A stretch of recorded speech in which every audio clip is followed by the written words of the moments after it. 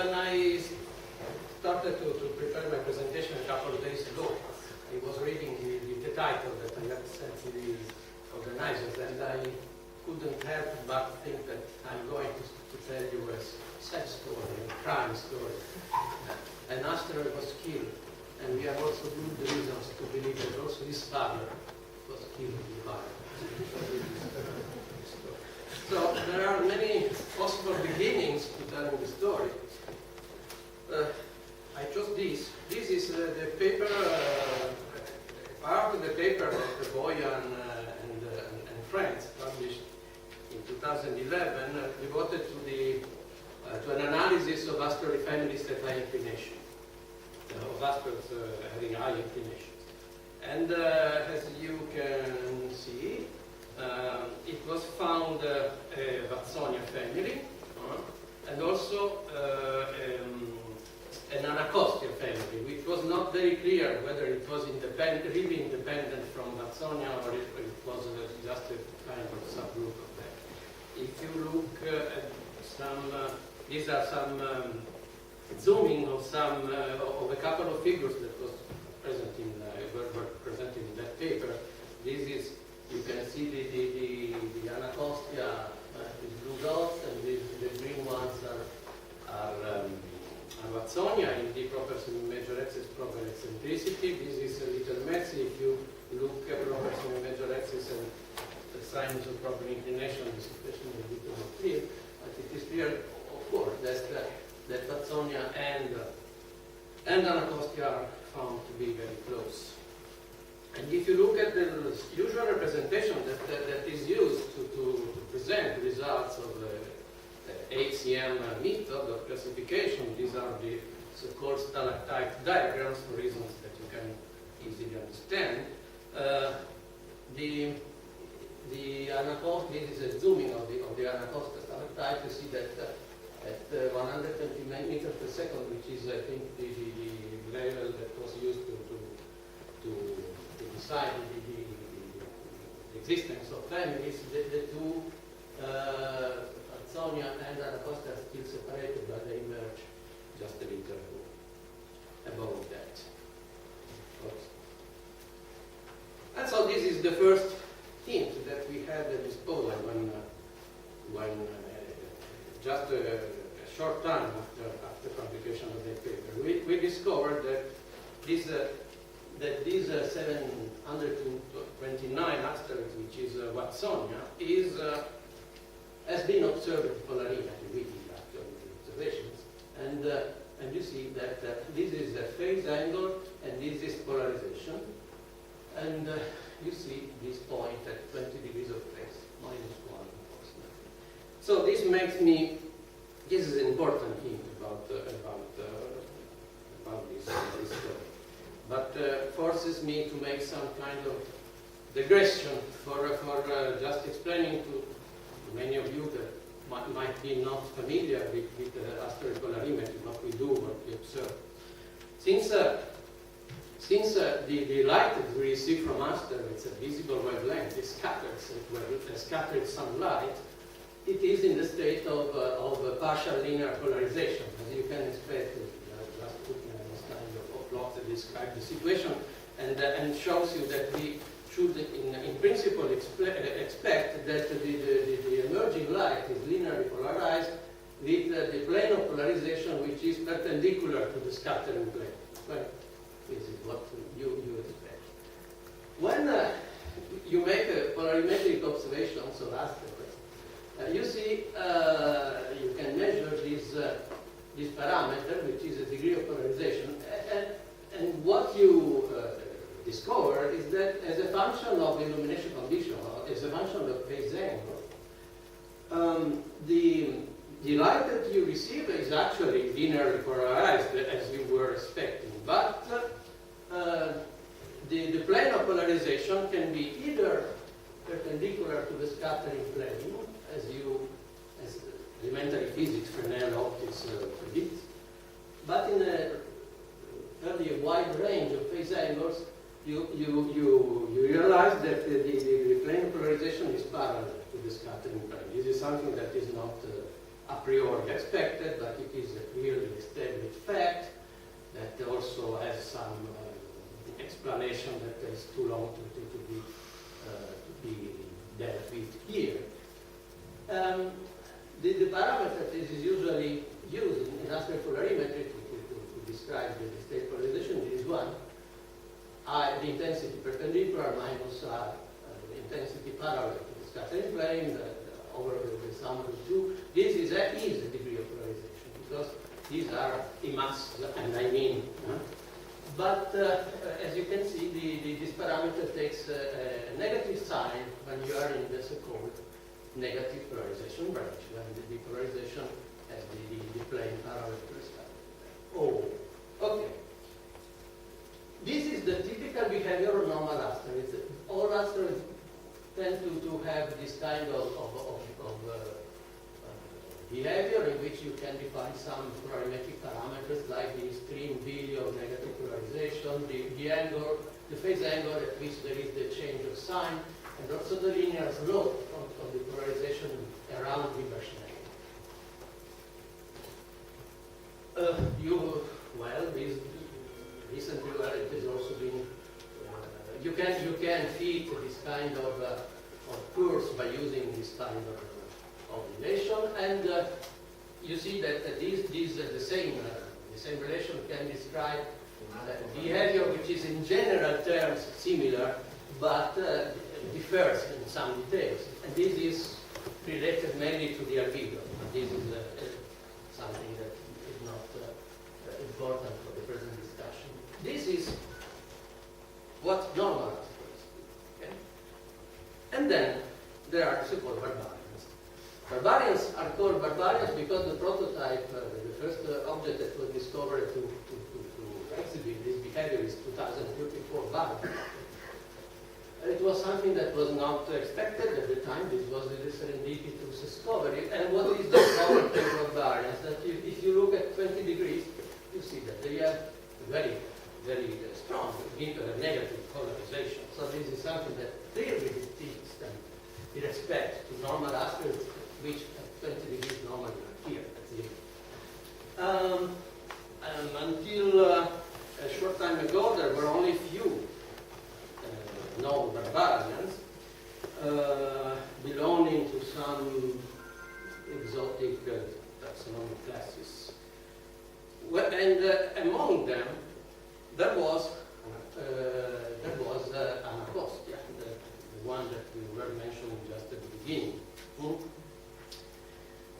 So the story of Aquitania and Anacostia dates back to many years ago. Many years ago, it was suggested by Tom Burton that Anacostia and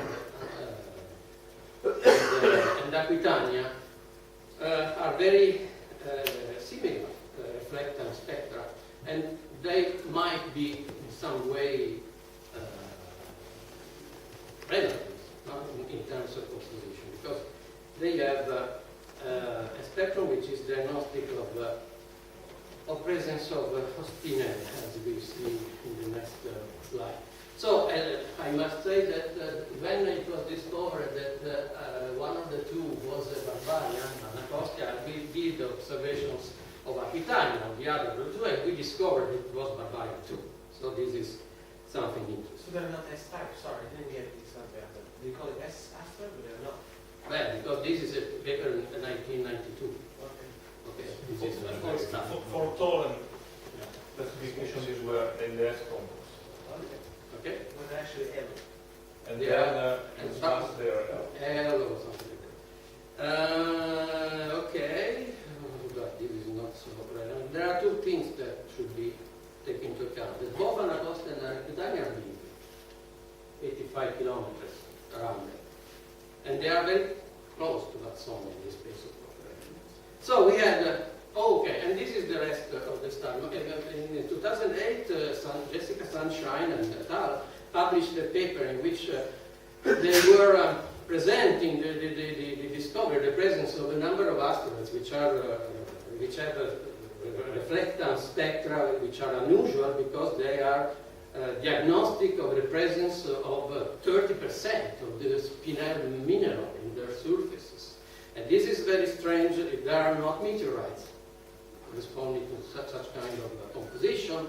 The spinel is a mineral, a very refractory mineral, which is included in the so-called calcium aluminum rich inclusions in the meteorites, and it is and these are the samples of solid materials which are thought to be the most ancient pieces of solid material treated in the solar system. Maybe when the temperature was still so high that many elements that are now most abundant were not yet solidified.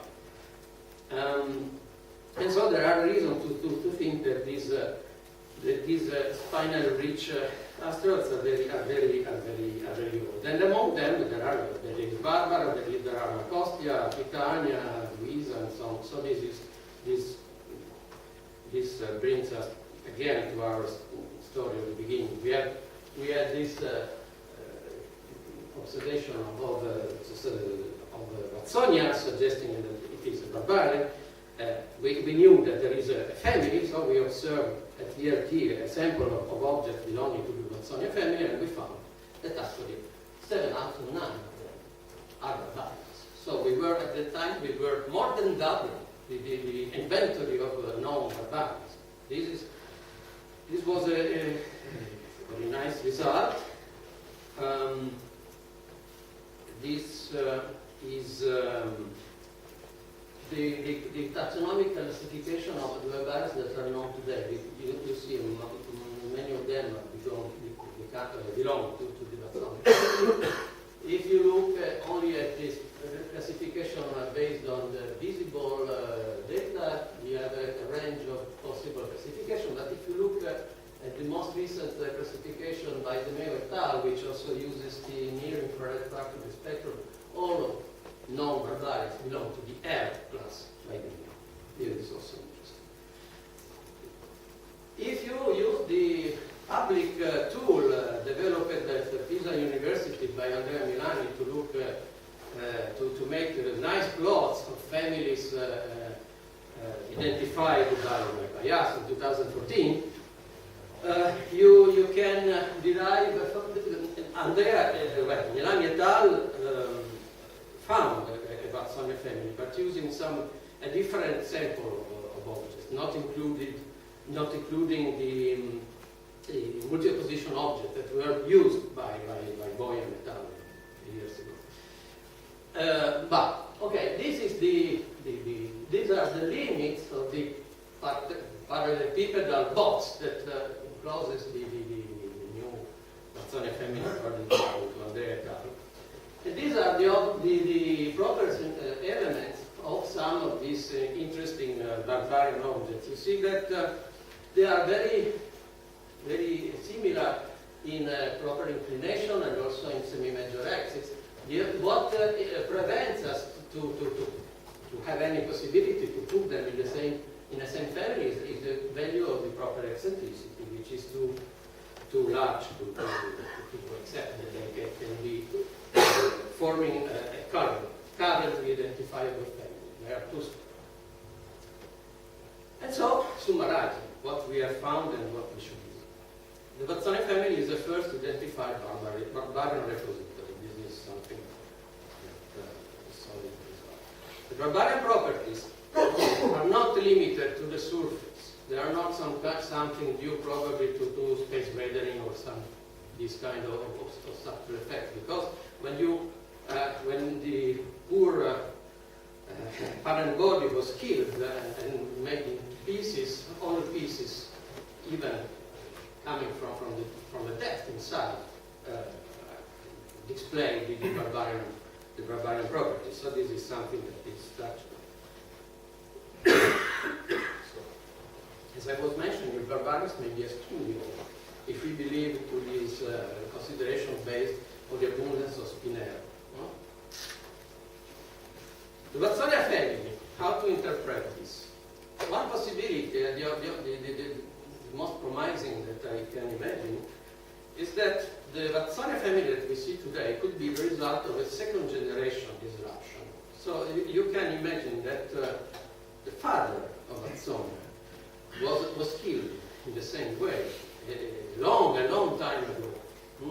And it left only a few remnants because after a long time the very small fragments are gone due to the costing and whatever you have to imagine, and only the big ones stayed. And one of them, Vatsonia, was killed and formed this family that we see today, which is close, even if not enough, to Aquitania, Naposti, and also Luisa, as I probably want to show you in a moment. So this would be a possible explanation. I cannot imagine something better. And then there are a lot of questions, of open questions. Why barbarians so rare? Because maybe the solution is due because they are extremely old, and all their relative smaller objects are long gone, and we don't see them again. And this could also have implications for models of the early phases of solar system formation. As you know, 90% of the mass in the asteroid belt has been removed. And in the current belt, we can see either a few lucky objects that were lucky enough to survive the big disaster, or something that was coming from outside. My personal interpretation is probably it is more likely that the parent body of these barbarians was autochthon, was born in this. And this, in my opinion, these barbarians would be the ideal target for the sample return mission. And if you want to understand what is the composition of the planetesimals that were formed in our region, in the inner solar system. And so I think this is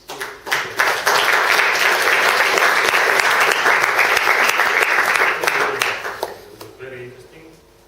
Maybe one or at most two questions because we're getting late a little bit for the last years. Well, just a small comment. Back in 1992, I was asked by Gaffe whether these two objects, Aquitania and Anacostia, can be members of the same family. And then my answer was no, because the difference in eccentricity was so big that it was difficult to put them together. I was contacted by Tom Burton, and I did the same. As a matter of fact, at that time, of course, we believed that once you compute the proper elements, they are forever. Now we know that it's not true, so it could be worthwhile to investigate the possibility of some dynamical transport of fluids. There's also some small and weak resonance inside the Yes, so well, maybe small resonances are not particular. But who knows, maybe there is something, so it would be worthwhile to see. There still remains the problem of the size of the two big bodies. okay, this was probably the disruption of very big. Must have been But if it took place. which advocates in the favor of the idea that this is very old stuff. Yes, because if it was young, we should see a lot of them. And now, I just like to point out that in a sense, the Vatsonia family is somehow similar to the Ita family I mentioned. To the what? To the Ita family I mentioned in the Christine zone, because it is a very shallow size frequency distribution too. We are missing small stuff there. So maybe it's somehow related to the LHB, which is just after the reconfiguration of the solar system, which erased all families. Could be remnant of a pristine family that refragmented some, or the parent bodies of these to be remnants of the and then after a time, Vatsonia is killed again. The same bloody system. Okay. Thank you very much, Alberto.